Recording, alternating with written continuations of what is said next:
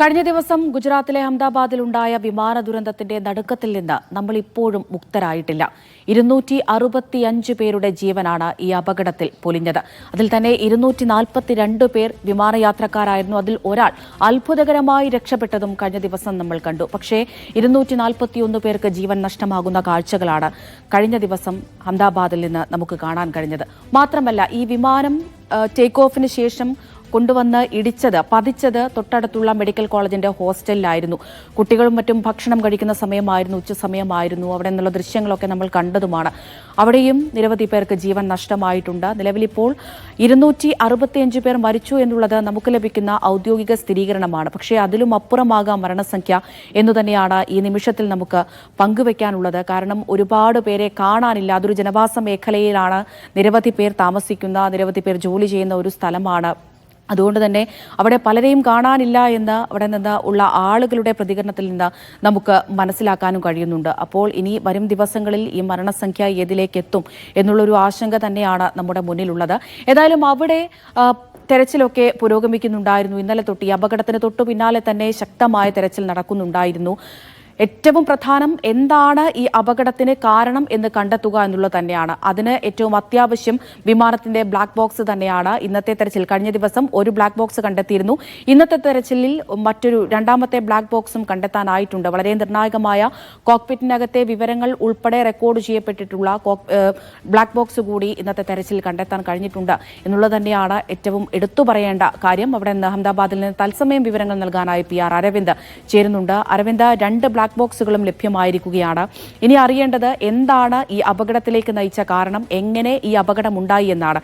ഈ ബ്ലാക്ക് ബോക്സിനകത്തെ വിവരങ്ങളൊക്കെ ഡീകോഡ് ചെയ്ത് ലഭിക്കാനായി ഒരുപാട് നാൾ കാത്തിരിക്കേണ്ടി വരുമോ?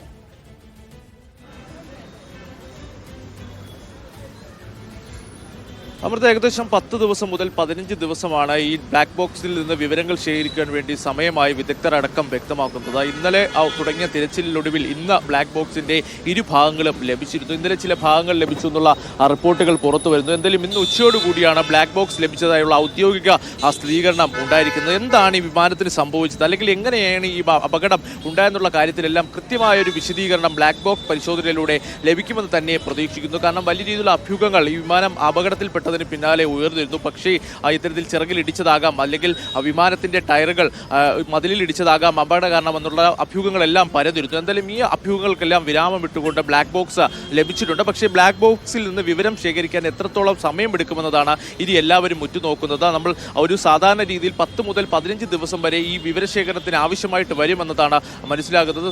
കാരണം ബ്ലാക്ക് ബോക്സിന് ചില കേടുപാടുകൾ സംഭവിച്ചിരിക്കാം. അതുകൊണ്ട് തന്നെ ഇതെല്ലാം ശരിയാക്കിക്കൊണ്ട് വിവരശേഖരണം നടത്തേണ്ട ഒരു സാഹചര്യമുണ്ട്. പക്ഷേ കൃത്യമായി എന്താണ് നടന്നെന്നുള്ള കാര്യത്തിൽ ഔദ്യോഗികമായി തന്നെ ഒരു സ്ഥിരീകരണം ഇനി ഉണ്ടാകുമെന്ന് തന്നെ നമ്മൾ പ്രതീക്ഷിക്കുന്നു. ഇപ്പോഴും ആ മേഖലയിൽ ഈ അപകടം നടന്ന വിമാനം തകർന്നു വീണ ഇടത്ത് തിരച്ചിൽ തുടരുകയാണ്. കാരണം ഈ മേഖലയിൽ പൂർണ്ണമായും വിമാനത്തിന്റെ അവശിഷ്ടങ്ങൾ കുന്നുകൂടി കിടക്കുന്നു. അതിന്റെ അടിയിൽ ഏതെങ്കിലും തരത്തിലുള്ള അവശിഷ്ടങ്ങളുണ്ടോ, അല്ലെങ്കിൽ മറ്റെന്തെങ്കിലും ഉണ്ടോ എന്നുള്ള കാര്യത്തിലെല്ലാം പരിശോധനകൾ ഇപ്പോഴും പുരോഗമിക്കുകയാണ്. ഇന്നലെ 10 മണിവരെ മാധ്യമങ്ങൾക്ക് ഈ സ്ഥലത്തേക്ക് പ്രവേശനം ഉണ്ടായിരുന്നു. പക്ഷേ അതിനുശേഷം മാധ്യമങ്ങളെ അടക്കം ഈ മേഖലയിലേക്ക് വിലക്കിയിട്ടുണ്ട്. പൂർണ്ണമായും 100 മീറ്റർ അടച്ചുകൊണ്ട് സീൽ ചെയ്തുകൊണ്ടുള്ള പരിശോധനകൾ തന്നെയാണ് ഇപ്പോൾ പുരോഗമിക്കുന്നത്.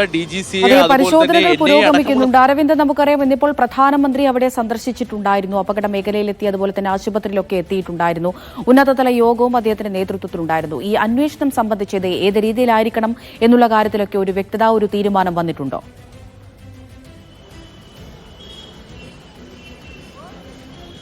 അമൃത, വിവിധ തലത്തിലുള്ള അന്വേഷണങ്ങളാണ് ഇപ്പോൾ പുരോഗമിക്കുന്നത്. DGCA ഇതിനോടൊപ്പം തന്നെ ഈ അപകടം നടന്നതിന് പിന്നാലെ ഒരു ഉന്നതതല അന്വേഷണം പ്രഖ്യാപിച്ചിരുന്നു. അതുപോലെ തന്നെ വിദേശ രാജ്യങ്ങളായ UK, US അടക്കമുള്ളവർ പ്രത്യേകം പ്രതിനിധി സംഘങ്ങളെ അയച്ചിട്ടുണ്ട്. അവർ അഹമ്മദാബാദിൽ എത്തിയിട്ടുണ്ടെന്നതാണ് ടാറ്റ ഗ്രൂപ്പ് ചെയർമാൻ തന്നെ വ്യക്തമാക്കിയത്. ഈ അന്വേഷണത്തോട് പൂർണ്ണമായും സഹകരിക്കുമെന്ന് ടാറ്റ ഗ്രൂപ്പും വ്യക്തമാക്കുന്നു. ടാറ്റ ഗ്രൂപ്പിന്റെ ഒരു വാർത്താക്കുറിപ്പടക്കം അല്പസമയം മുമ്പ് പുറത്തു വന്നിരുന്നു. ഇത് ടാറ്റ ഗ്രൂപ്പിനെ സംബന്ധിച്ചിടത്തോളം ഇരുളടഞ്ഞ, അല്ലെങ്കിൽ ചരിത്രത്തിൽ തന്നെ ഇരുണ്ട അധ്യായമായിട്ടാണ് ടാറ്റ ഗ്രൂപ്പ് ഇതിനെ വിശേഷിപ്പിക്കുന്നത്. അവർ ഈ മരിച്ചവരുടെ ഒപ്പമാണ്. എന്താണ് പറ്റിയതെന്ന് തങ്ങൾക്കും അറിയില്ല. തങ്ങൾ ഈ മരിച്ചവരുടെ കുടുംബാംഗങ്ങൾക്കൊപ്പമെന്ന് തന്നെ ടാറ്റ ഗ്രൂപ്പ് വ്യക്തമാക്കുന്നുണ്ട്. എന്തായാലും അന്വേഷണം ശക്തമായി തന്നെ മുന്നോട്ട് പോകും. കൃത്യമായി ഇതിന് പിന്നിൽ ആരെങ്കിലും പ്രവർത്തിച്ചിട്ടുണ്ടെങ്കിൽ അവർക്കെതിരെ ശക്തമായ നടപടി ഉണ്ടാകുമെന്ന് തന്നെ സർക്കാർ വ്യക്തമാക്കിയിട്ടുണ്ട്. പ്രധാനമന്ത്രി നരേന്ദ്രമോദി ഇന്ന് അപകടസ്ഥലം നേരിട്ട് സന്ദർശിച്ച് സാഹചര്യം വിലയിരുത്തിയിരുന്നു. അതിന് പിന്നാലെയാണ് ഒരു ഉന്നതതല യോഗം പ്രധാനമന്ത്രിയുടെ അധ്യക്ഷതയിൽ ചേർന്നത്. ഇതുകൂടാതെ ഒരു പ്രത്യേക ഉന്നതതല സമിതി യോഗം രൂപീകരിക്കുവാനും കേന്ദ്ര സർക്കാർ തീരുമാനിച്ചിട്ടുണ്ട്. അതായത്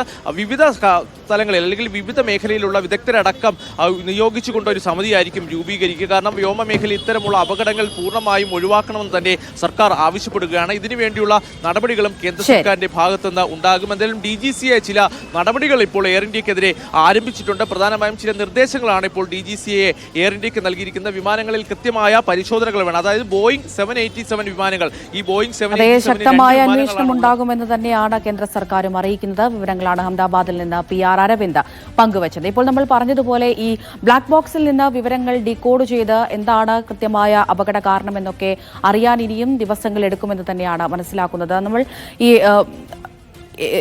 വിദഗ്ധരുമായി സംസാരിക്കുമ്പോൾ, വ്യോമയാന വിദഗ്ധരുമായൊക്കെ സംസാരിക്കുമ്പോൾ ചില സാധ്യതകൾ അവർ മുന്നോട്ട് വെക്കുന്നുണ്ട്. എന്തുകൊണ്ട് ഇങ്ങനെയൊരു അപകടം ഉണ്ടാകാൻ സാധ്യതയുണ്ട്, അങ്ങനെ ചില കാര്യങ്ങൾ അവർ മുന്നോട്ട് വെക്കുന്നുണ്ട്. അത് സൂചനകൾ മാത്രമാണ്. ഇപ്പോഴും വീണ്ടും പറയുന്നു, ഇപ്പോഴും നമുക്ക് ഉറപ്പിച്ച് പറയാൻ കഴിയില്ല എന്തുകൊണ്ട് ഇങ്ങനെ ഒരു അപകടം ഉണ്ടായി എന്നുള്ളത്. ആ സാധ്യതകൾ, ആ ഊഹാപോഹങ്ങൾ എന്തൊക്കെയാണ് എന്ന് നമുക്കൊന്ന് പെട്ടെന്ന് പരിശോധിക്കാം. ഏറ്റവും പ്രധാനപ്പെട്ട ഒരു കാര്യമായി അവർ പറയുന്നത് തെറ്റായ ഫ്ലാപ്പ് പൊസിഷൻ എന്നുള്ളത് തന്നെയാണ്.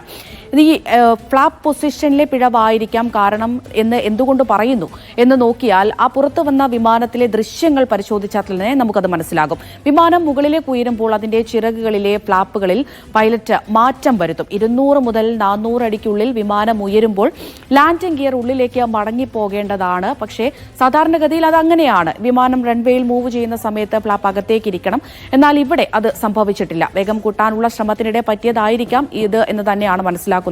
ഏതായാലും ഫ്ലാപ്പ് മാനേജ് ചെയ്തതിൽ ഒരു പിശക് അല്ലെങ്കിൽ പ്രശ്നം സംഭവിച്ചിട്ടുണ്ടോ എന്നാണ് അറിയാത്തത്. അതാണ് ഏറ്റവും പ്രധാനമായി നമുക്ക് ഊഹിക്കാൻ കഴിയുന്ന അല്ലെങ്കിൽ ഒരു സൂചന എന്ന് പറയുന്നത്. വേണ്ട ഉയരത്തിലെത്തും മുൻപ് ഫ്ലാപ്പ് പൂർവ്വസ്ഥിതിയിലാക്കിയത് ഇത്തരത്തിലൊരു അപകടത്തിന് കാരണമായേക്കാം. അത് തന്നെയാണ് ടേക്ക് ഓഫിന് അത് ഉചിതമായിരുന്നില്ല എന്ന് തന്നെയാണ് പറയേണ്ട കാര്യം. മറ്റൊന്ന്, വേണ്ട ഉയരത്തിലെത്തും മുമ്പ് ഈ ഒരു ടേക്ക് ഓഫ് ഉണ്ടായി എന്നുള്ളത് തന്നെ. കാരണം ഇരു എഞ്ചിനുകളും പരാജയപ്പെട്ടു എന്ന് പറയുന്നുണ്ട്. ഈ എഞ്ചിൻ തകരാർ നോക്കുകയാണെങ്കിൽ ഈ 2 എഞ്ചിനുകളും പരാജയപ്പെട്ടു എന്നാണ് ഈ ഒരു അപകടത്തിൽ നിന്ന് നമുക്ക് മനസ്സിലാക്കാൻ കഴിയുന്നത്. വിമാനത്തിന് 2 എഞ്ചിനുകളാണ് ഉള്ളത്. അതുകൊണ്ട് തന്നെ എന്തുകൊണ്ട് ഈ എഞ്ചിൻ തകരാറിലായതാകാം ഈ ഒരു അപകടത്തിന് കാരണമെന്ന് പറയുന്നത് എന്ന് പരിശോധിക്കുകയാണെങ്കിൽ, ഒരു എഞ്ചിൻ തകരാറിലായി എന്നെങ്കിൽ തന്നെ വിമാനം തിരിച്ചിറക്കാൻ ഈ ഒരു സെക്കൻഡ് എഞ്ചിൻ കൊണ്ട് സാധിക്കേണ്ടതാണ്. പക്ഷേ അതും അവിടെ നടന്നിട്ടില്ല. അപ്പോൾ അവിടെ 2 എഞ്ചിനും തകരാറിലായിരുന്നിരിക്കണം. അതുകൊണ്ടായിരിക്കണം ഈ ഒരു അപകടം ഉണ്ടായത് എന്നാണ് കരുതപ്പെടുന്നത്. മറ്റൊന്ന്, ലാൻഡിംഗ് ഗിയർ ഉയർത്താത്തത് പ്രശ്നമായിട്ടുണ്ടാകും. നമ്മൾ തുടക്കത്തിൽ പറഞ്ഞല്ലോ, ഈ ഫ്ലാപ്പ് പൊസിഷനുമായി ബന്ധപ്പെട്ട് തന്നെയാണ് ഈ ലാൻഡിംഗ് ഗിയർ അകത്തേക്ക് വലിക്കാതിരുന്നത് അപകടകാരണമായി എന്ന് നമുക്ക് തീർത്ത് പറയാൻ ഒക്കില്ല. എങ്കിലും അതൊരു സൂചന അല്ലെങ്കിൽ ഒരു ഊഹം മാത്രമാണ്. ഇത്തരത്തിൽ അകത്തേക്ക് പോയില്ല എങ്കിൽ പോലും, എഞ്ചിൻ തകരാറില്ല എങ്കിൽ സുരക്ഷിതമായി തിരിച്ചിറക്കാനുള്ള ഒരു സാധ്യതയുണ്ട്. പക്ഷേ 2 എഞ്ചിനുകളും ഇവിടെ തകരാറിലായതുകൊണ്ട് തന്നെ ഈ സൂചന നമുക്കങ്ങനെ തള്ളിക്കളയാനും കഴിയില്ല. ഇനി നമ്മൾ പ്രധാനപ്പെട്ട കാരണങ്ങൾ, എന്തുകൊണ്ട് ഇത്തരത്തിൽ എഞ്ചിൻ തകരാറിലേക്ക് കടക്കാനുള്ള സാധ്യതയുണ്ട് എന്ന് പരിശോധിക്കുകയാണെങ്കിൽ ഏറ്റവും പ്രധാനം എന്ന് പറയുന്നത് വൈദ്യുതി വിച്ഛേദിക്കപ്പെട്ടിരിക്കാം എന്നുള്ളത് തന്നെയാണ്. ഈ എഞ്ചിനിലേക്ക് പോകുന്ന വൈദ്യുതി വിച്ഛേദിക്കപ്പെട്ടിരിക്കാം എന്നുള്ളത് പ്രധാന കാരണമായി നിരീക്ഷകർ പറയുന്നുണ്ട്. മറ്റൊന്ന്, എഞ്ചിനിലേക്ക് മതിയായ ഇന്ധനം എത്തിയില്ല. നമുക്കറിയാം ഇത്രയും വലിയൊരു തീപിടുത്തം, ഒരു പൊട്ടിത്തെറി വിമാനത്തിനകത്ത് ഉണ്ടാകാനുള്ള കാരണം ഈ അഹമ്മദാബാദിൽ നിന്ന് ലണ്ടനിലേക്ക് പോകേണ്ടിരുന്ന വിമാനമാണ്. അത്രയും ഇന്ധനം സൂക്ഷിച്ചിട്ടുണ്ടായിരുന്നു. അതുകൊണ്ട് ഈ അപകടത്തിന്റെ വ്യാപ്തി വർദ്ധിച്ചു എന്നുള്ളത് തന്നെയാണ്. പക്ഷേ ഈ എഞ്ചിനിലേക്ക് മതിയായ ഇന്ധനം എത്തിയില്ലെങ്കിലും ഇങ്ങനെ ഒരു അപകടത്തിന് കാരണമാകാം എന്ന് നിരീക്ഷകർ പറയുന്നുണ്ട്. മറ്റൊരു പ്രധാനപ്പെട്ട കാര്യം, നമ്മൾ തുടക്കത്തിൽ തൊട്ട് കേൾക്കുന്ന പക്ഷി ഇടിച്ചിരിക്കാം എന്നുള്ളത് തന്നെയാണ്. പല അപകടങ്ങളും ഇതേ രീതിയിൽ നമ്മൾ ഇതിനു മുമ്പും പലതവണ കണ്ടിട്ടുണ്ട്. ഇത്തരത്തിൽ വിമാനത്തിൽ പക്ഷി ഇടിച്ച് എഞ്ചിൻ തകരാറിലായി വിമാനം തകർന്നു വീഴുന്നു, വിമാന അപകടം ഉണ്ടാകുന്നു എന്നുള്ള വാർത്തകളൊക്കെ നമ്മൾ കണ്ടിട്ടുള്ളതുമാണ്. ഈ ബേർഡ് ഹിറ്റിങ്ങിനുള്ള സാധ്യത അഹമ്മദാബാദിൽ കൂടുതലാണ് എന്നാണ് വിദഗ്ധർ പറയുന്നത്. കാരണം ഇത്തരത്തിൽ പക്ഷിശല്യം കൂടുതലുള്ള വിമാനത്താവളങ്ങളിൽ ഒന്നാണ് അഹമ്മദാബാദിലേത്. പക്ഷേ ഇന്നലത്തെ അപകടം നോക്കുകയാണെങ്കിൽ അത് അപകടത്തിന് കാരണമായോ എന്ന് ചോദിച്ചാൽ നമുക്കൊരിക്കലും ഉറപ്പ് പറയാൻ കഴിയില്ല. കാരണം ഇങ്ങനെയൊരു ബേർഡ് ഹീറ്റിംഗ് ഉണ്ടാവുകയാണെങ്കിൽ വിമാനത്തിൽ നിന്ന് പുക ഉയരാനുള്ള സാധ്യതയുണ്ട്. പക്ഷേ കഴിഞ്ഞ ദിവസത്തെ അപകടത്തിന്റെ ദൃശ്യങ്ങൾ കാണുമ്പോൾ അങ്ങനെയൊന്നും തന്നെ നമുക്ക് കാണാൻ കഴിഞ്ഞിട്ടില്ല. അതുകൊണ്ട് എത്രത്തോളം ഈ ബേർഡ് ഹീറ്റിംഗ് എന്ന് പറയുന്ന ഒരു സൂചന അല്ലെങ്കിൽ ആ ഒരു സാധ്യത എത്രത്തോളം ഉണ്ടാകും എന്നുള്ള കാര്യം അറിയേണ്ടിയിരിക്കുന്നു. മറ്റൊന്ന്, അറ്റകുറ്റപ്പണിയിലെ വീഴ്ച തന്നെയാണ്. അതായത് ഈ ബോയിങ് വിമാനത്തിന്റെ അറ്റകുറ്റപ്പണിയിൽ എത്രത്തോളം വീഴ്ചയുണ്ടായിട്ടുണ്ട് എന്നുള്ളത് വലിയൊരു ആശങ്ക തന്നെയാണ്. നമുക്ക് പിന്നീട് വിശദമായി തന്നെ പറയാം. ഏറ്റവും പ്രധാനമായുള്ള നിരീക്ഷണങ്ങൾ എന്ന് പറയുന്നത് ഈ ഡ്രീം ലൈനർ 787 കുറിച്ചുള്ള മുൻപുള്ള പരാതികൾ തന്നെയാണ്. പലതരത്തിലുള്ള പരാതികൾ ഇതിന്റെ നിർമ്മാണവുമായി ബന്ധപ്പെട്ട് നേരത്തെ തന്നെ പുറത്തു വന്നിട്ടുണ്ട്. മറ്റൊന്ന്, തെറ്റായ വയറിംഗ് ആണ്. അതുപോലെ മെയിൻ്റനൻസ് ഹിസ്റ്ററി പരിശോധിച്ചിട്ടുണ്ടാകില്ല എന്നുള്ള കാര്യങ്ങളൊക്കെയാണ് മറ്റൊരു സൂചനയായി പറയുന്നത്. പിന്നീടുള്ളത് കാലാവസ്ഥ. ഏറ്റവും പ്രധാനം ഈ കാലാവസ്ഥ തന്നെയാണ്. കാലാവസ്ഥ പ്രതികൂലമായിട്ടുണ്ടോ, അത് ഈ അപകടത്തിന് കാരണമായോ എന്ന് നോക്കുകയാണെങ്കിൽ പ്രധാനമായ നിരീക്ഷണങ്ങൾ എന്ന് പറയുന്നത് ഈ വിമാനത്താവള പരിസരത്തെ കാലാവസ്ഥയെ അടിസ്ഥാനമാക്കിയിരിക്കും. അത് ആ സമയത്ത് എങ്ങനെയായിരുന്നു കാലാവസ്ഥ എന്നുള്ളത് തന്നെയാണ്. ഇനിയിപ്പോൾ ചൂട് കൂടുതലായതുകൊണ്ടാണോ ഇത്തരത്തിലൊരു അപകടത്തിലേക്ക് കടന്നത്, അല്ലെങ്കിൽ മൂടിയ ആകാശം കൊണ്ട് പൈലറ്റിനെ കാണാൻ സാധിച്ചില്ല എന്നുള്ളൊരു കാര്യം കൊണ്ടാണോ എന്നൊക്കെ അറിയേണ്ടിയിരിക്കുന്നു. ഇനി അതുമൂലമാണോ ഇത്തരത്തിലൊരു അപകടം ഉണ്ടായത് എന്നതും അറിയണം. മറ്റൊന്ന്, ഏറ്റവും അവസാനമായി ഏറ്റവും പ്രധാനമായി നമുക്ക് പറയാനുള്ളത് പൈലറ്റിന്റെ അശ്രദ്ധ എന്ന് പറഞ്ഞിട്ടുള്ള ഒരു പോയിന്റ് കൂടി, അങ്ങനെ ഒരു നിരീക്ഷണം കൂടി ഉണ്ടാകുന്നുണ്ട്.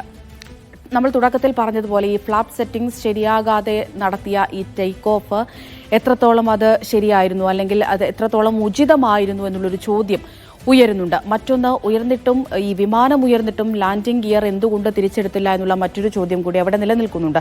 അതുകൊണ്ട് തന്നെ പൈലറ്റിന്റെ ഭാഗത്തു നിന്നുണ്ടായ ഒരു അശ്രദ്ധയാണോ ഈ അപകടത്തിന് കാരണം എന്നുള്ളൊരു ചോദ്യം ഉയരുന്നുണ്ട്. പക്ഷെ നമുക്കറിയാം, ഈ പൈലറ്റിനെ സംബന്ധിച്ച് നോക്കുകയാണെങ്കിൽ ഒരുപാട് വർഷത്തെ എക്സ്പീരിയൻസ് ഉള്ള ഒരു വ്യക്തിയാണ്.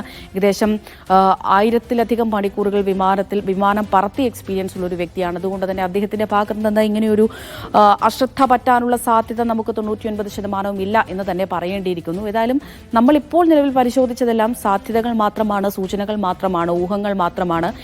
എന്തായിരുന്നു ഈ അപകടത്തിന്റെ കാരണം, എങ്ങനെ ഈ അപകടം സംഭവിച്ചു എന്നുള്ള കാര്യത്തിൽ വ്യക്തമായ കൃത്യമായൊരു വിശദീകരണം ലഭിക്കണമെങ്കിൽ ഇനിയിപ്പോൾ ഈ ലഭ്യമായിരിക്കുന്ന ബ്ലാക്ക് ബോക്സുകളിലെ വിവരങ്ങൾ ഡീകോഡ് ചെയ്യേണ്ടതുണ്ട്.